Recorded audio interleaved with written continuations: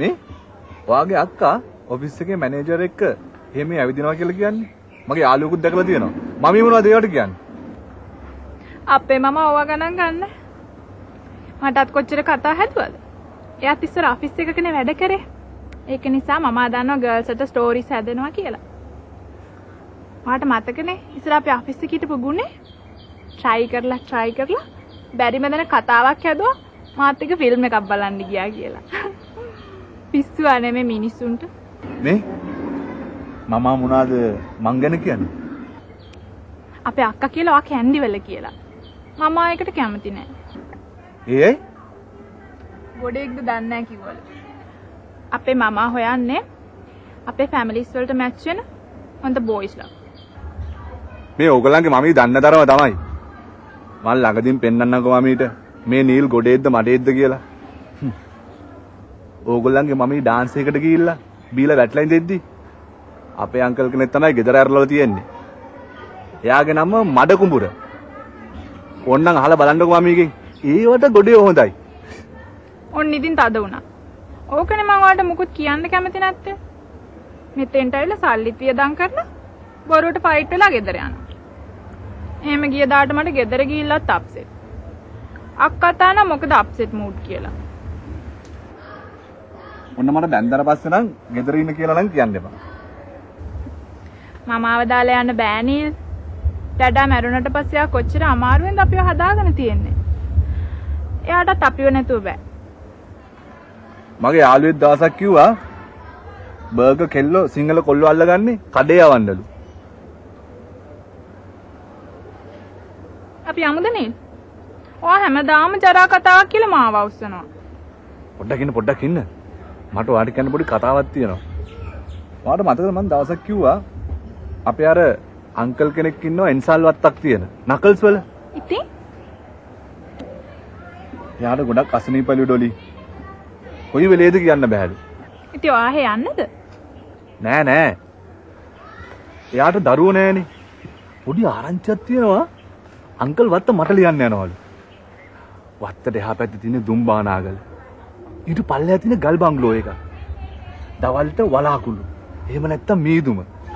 ඔයාට කියන්න ඩොලි දවල්ට පාට කුරුල්ලු ඉගිලිනවා ගල් බංගලාව ඇතුලේ. ඔයාට ඇහෙන්නේ මං හුස්ම ගන්න සද්ද. මට ඇහෙන්නේ මං හුස්ම ගන්න සද්ද. තාම මාම මැරුණෙත් නෑ. ඔයා හීන දකින්න. නේ? ඔයා කැමතිද ඒ වගේ තැනක ඉන්න?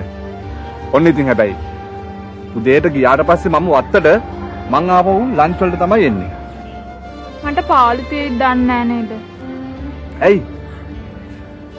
දවල්ට ගල් බංගලාවේ පාට කුරුල්ලෝ ඉඳි වාගේ තනියට. සින්දු කියකි. අපි යමුනේ. මම මමාට කියලා ආවේ නෙට් බෝල් ප්‍රැක්ටිසස් කියලානේ.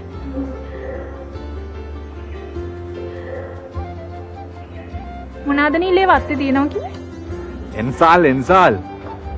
ඔයාට කියන්න ඩොලි අපේ මාමා බැංකුවට සල්ලි ගෙන යන්නේ ගෝණිවල. ඔන්න කෙල්ලේ අපේ හොඳ කාලේ දෙන්න ඉස්සරහට ඔයා එන්සාල් පාන්ත කෙනෙක්ගේ එවර් ලවිං වයිෆ් වෙන්නයි යන්නේ.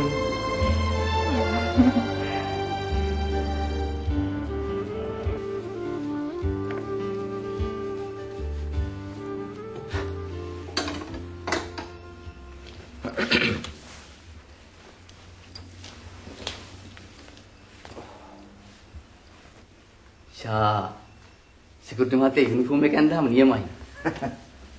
මේ මටත් බැයිද යුනිෆෝම් එකක් ගන්න ඇඳගෙන ගමේ යන්න.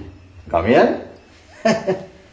යුනිෆෝම් අඳගන්නේ ගමේ යන්න නෙමෙයි ජොනි වැඩට යන්න. ඒ වුණාට මහත්තයාට තිබුණේ ආමියකට යන්න. ගියා නම් බැච් ගොඩක් හම්බ වෙනවා. ජොනි මම ඉස්සෙල්ලා පොලිසියට යන්නත් ඉන්ටෝ ගියා. ඒකට මම පපුව මදි වුණා. අයියෝ. ඔව්. මේ මගේ පපුව ඇතුළේද බලන්නකො අඩු ගානේ පොලිසියට යනවා. හිටගෙන දානවා බලන්න පපුව ඉස්සරහට.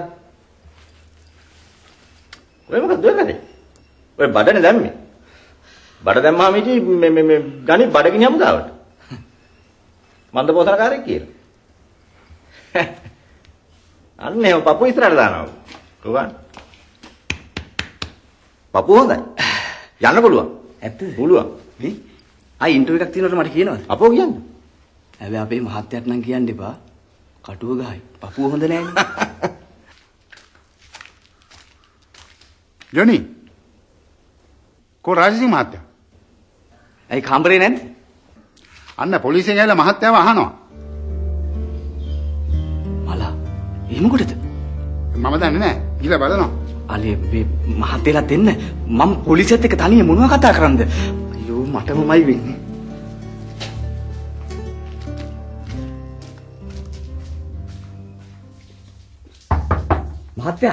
මහත්තයා පොලිසියෙන්. ඇයි මුද්‍රෝ? කියාපන් මං නානවා කියලා. එහෙනම් මං එහෙම කියන්නද? කියාපන් මං නාලා එනකන් ඉන්න කියලා. පණිවිඩයක් නම් හරියට අහගන්න.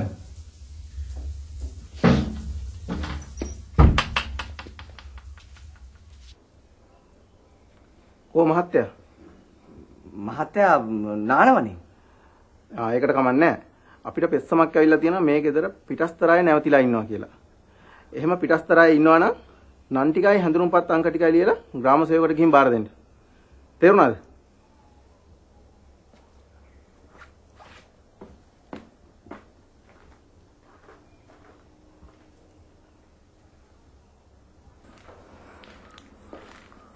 මොකද? කවුතු පෙත්සමක් ගහලා පිටයි ඉන්නවා නම් ඒගොල්ලෝ